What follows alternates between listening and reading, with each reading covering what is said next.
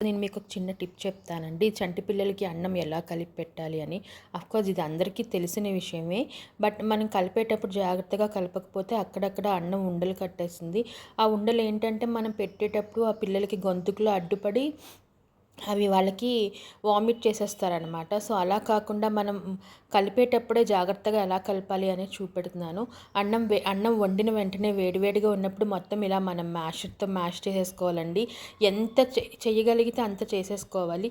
చేసుకొని ఇంక అసలు వదలకూడదనమాట. ఇమ్మీడియేట్‌గా మనం రసం ఏస్తే రసం, పప్పేస్తే పప్పు, పెరుగేస్తే పెరుగు, ఏమి వేస్తే అది వేసి మళ్ళీ బాగా కలుపుకోవాలనమాట ఒకసారి. అప్పుడేమవుతుందంటే అలా ఎడ్జెస్ట్‌లోని చిన్న చిన్న ఉండలు కట్టేసి అది ఉండిపోతుందనమాట. అలా మనం కొంచెం కొంచెం రసం గానీ, పప్పు గానీ, పెరుగు గానీ వేసి కలిపినప్పుడు మనకది గడ్డలు కట్టకుండా మనకది స్మూత్‌గా పేస్ట్ అవుతుందనమాట.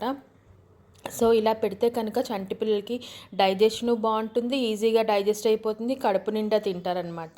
సో, అందువల్ల మీరొకసారి ఇలా ట్రై చేయండి. ఇది అందరికీ తెలిసిన విషయమే. బట్ మళ్ళీ నేను ఎందుకు చెప్తున్నానంటే కనీసం ఎవరికైనా ఒక్కరికి యూజ్ అయినా ఇది కొంచెం బావుంటుంది కదా అని చెప్పి. తర్వాత నేను రసమన్నం కలిపిన తర్వాత దీంట్లో చికెన్ వేసి కలిపానండి. మీరు ఏం కావాలంటే అది వేసి కలుపుకోవచ్చు. ఇంతేనండి. Thank you so much.